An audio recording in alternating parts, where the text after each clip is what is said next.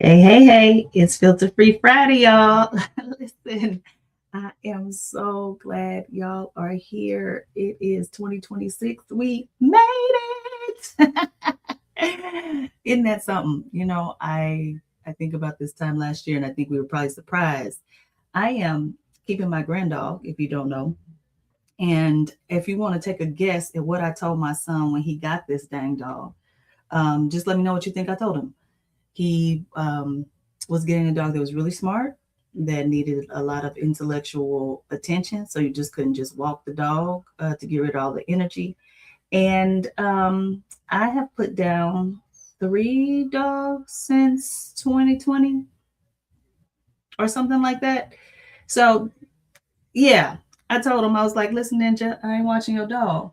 So you better have some provisions. Well, he went to New York for New Year's Eve, and guess who got the dog? Again, and this is like, the dog about 6 months. I'm pretty sure this is my fourth time keeping this dog. Um, and so I want to talk about boundaries. I don't know what y'all doing this year for the first time in like ever. I haven't had to make a wellness goal. I'm actually in shape, so I ain't got to go work it out real hard at the gym. I start back up again with my trainer on Monday, but that is no different than usual. And you know what? That feels good.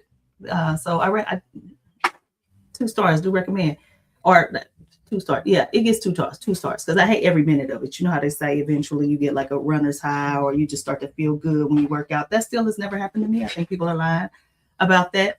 The other thing I want to just offer up too is congratulations to those of you who have had massive grief and this was your first holiday without your loved ones. You made it. And I know people say that certain losses never get better, and I disagree. I think life grows around it. The loss never like goes away. You lose people all the time. I think something beautiful happened for me actually during the holidays, and I couldn't call my mama. And so just for that quick little moment, you just like you miss them. But life grows around it, and it does get better. And so just keep laying down, waking up, as my grandma would say it, and things get better. But I want to talk about boundaries because clearly I ain't got it figured out because I got this dog. You might hear him in the background every once in a while. I have figured out, by the way, that he likes warmth. So if I turn on the fireplace, I can at least get some reading done because yeah. Because walking doesn't wear him out. But anyway, and I can't read while we walk it. So there's that. But one thing that I learned when I started practicing empathy was that you needed better boundaries. If you were trying to feel what other people feel, if you take any of that on, it can start to be overwhelming because the good feelings are not the ones that we tend to focus on. It's the negative ones, or actually all feelings are just feelings, but you know what I'm saying. It's like when people are sad, I think about Ad Hoc Group Against Crime does a hope and healing vigil every year, second to the last day of the year. And you just say all the names of the people who've lost their lives to homicide. And 135 people in 2025 lost their lives to homicide. That number is down from the previous year. So Kansas City is trending down, still way too many. But man, can you think about what that feels like inside, watching people go through all of that, And so if you're not careful, you can be overcome with like other people's stuff if we're talking about emotional empathy. And so one thing that I had to start focusing on was boundaries. And so me telling my son that I wasn't watching his dog was me kind of like, I thought I was setting a boundary. But what I've come to learn is the truth of the matter is I got one son, and if the boy needs me, I'm gonna help him. So I was kind of lying to myself. So what am I saying to y'all? When you set your boundaries for the year or for the month or for the week or with people, just be honest, right? Let's be honest about how you feel and what you will and won't do.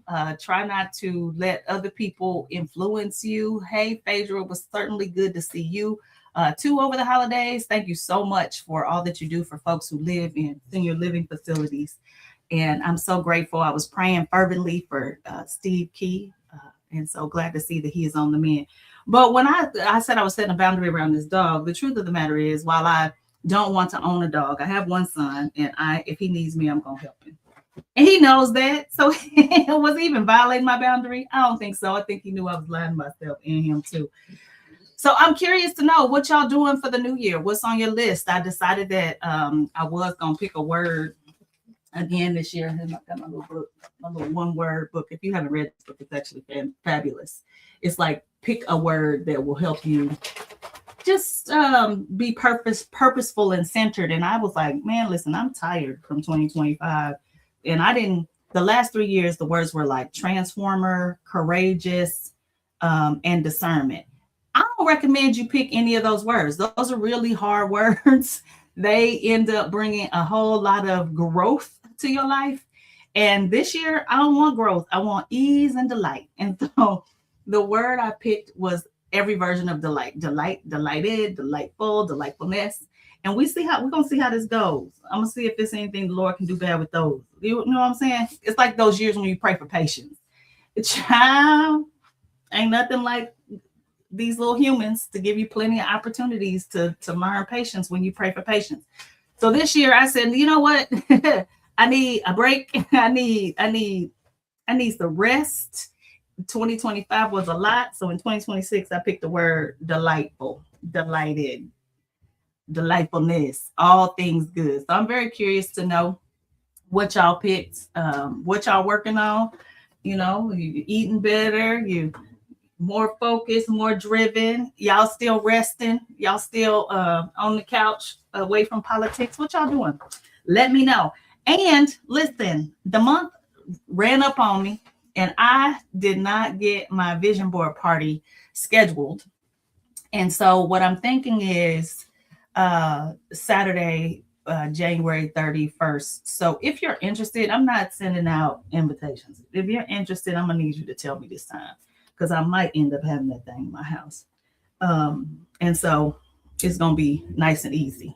I am having a vision board party. I am. So if you look, I'm going to put you on the list since you asked. It's that simple. Send me a DM or something so I can know who I need to let know what my address is so y'all can come. And okay, what y'all about to hear from me all year is empathy is not some soft thing that we need to turn our heads away from. Hostage negotiators, pimps, preachers, and therapists all have something in common, and they have very high levels of cognitive or mental empathy. And people confuse it, like all empathy doesn't come from the same part of the brain. So we've talked about this before, but if you have somatic or body empathy, that means you feel what other people feel physically. So like you can't watch somebody get punched, or if someone smiles, you smiles, or if someone else bites a lemon, your mouth waters, that kind of thing. That's really somatic empathy. Effective empathy or emotional empathy is what people are thinking about most of the time, which is feeling what another person feels. That's when people lots of people are calling themselves empaths. I don't know if they really are or not. I will tell you, I am not an empath. Empathy takes a lot of work for me. And that's feeling the emotions of other people. I will tell you that empaths always tend to overcorrect and talk about those red emotions or the blue emotions: depression, sadness, grief, anger, enraged, irritated, frustration. They never really talk about how they take on other people's joy and hopefulness and centeredness. They don't talk about that. They always just talk about the negative parts. I don't know what's going on with that. But this year, I'm really leaning into the type of empathy that pimps, hostage negotiators, preachers, and therapists have in droves, and that's mental empathy. You can't solve a serial killer case if you can't get into the mind of another person and understand what they think, feel, or believe. You can't get a person to work on the corner for you if you can't get in their mind and understand what they think, feel, and believe, so that you can use that information to get them to do what you want them to do. You can't mobilize a church congregation if you don't understand what other people think, feel, and believe. In fact, I maintain that part of the reason right now that you'll see like dwindling numbers happening in church bodies right now is because leadership does not understand what the people who are not going to church think, feel, and believe. In fact, they like, I don't understand why, I don't think you can do X, and just can't, don't have enough empathy to be able to mobilize those people or get into their minds and help to influence them. And then lastly, therapists. Our therapists, if they're good at what they do, they're supposed to listen really well so that they can try to encourage us to shift some things in our lives. That is the type of empathy that I'm going to be advocating for this year. And you're going to hear a lot more about it because I believe that well-meaning people don't understand it enough. And so therefore, folks who have negative or nefarious intentions are using empathy as a tool for negative. Meanwhile, people of goodwill, as the late, great Nelson Mandela would call them, are basically sitting around saying, I just don't understand, or feeling some kind of apathy, which I understand because I was feeling that way just less than 7 days ago. So that's what I'm going to talk about. I'm going to spend a whole lot of time talking about it. If you want, the best book I've ever read on the topic is actually not mine. I talk about all 5 types of empathy in Spark the Heart, but there's a hostage negotiator, a brother. He actually trains hostage negotiators. Do I have that book here somewhere? My desk is a mess because I had to pay all my little taxes. I don't think I have it up here. It's called Ego, Authority, or Failure. Oh, yes, I do. His name is Derek Gaunt. Here's the cover. And this brother, listen, he'll tell you all about the type of empathy to be able to mobilize folks. And I think the people who follow me are well-meaning people. I think y'all just really want to do some good in the world. And if so, you have got to learn this type of empathy. It's only one of the 5 that I talk about in Spark the Heart. And my book is really more about just how to lead well, I think, with some stories about how to do it well. But this guy, if you know the famous Chris Voss, he's the author of the book Never Split the Difference. He's the hostage negotiator that most people know if they know any. But Derek trains hostage negotiators. Look at that face. Y'all see him? This brother teaches you how to use empathy as a tool. And I know that some folks are like, that's manipulation. But I tell you, the difference between manipulation and inspiration is just intent and outcome. That's it. So again, I'm having my vision board party on January 31st at 10 a.m. I'm trying to decide if I'm going to do it in my house or if I'm going to do it somewhere else. But if you want to come, I am not this year. Everything for me is about to be ease and delightfulness. So I am not like marketing that thing, trying to get folk to come who don't really want to be there. If you want to come, let me know. And I will get you the information that you need to be in the place. Okay. Listen, whatever it is that you've set for your heart's intentions for the year, I am praying with you that it all come true. It's Filter Free Friday, y'all. We got plenty work to do.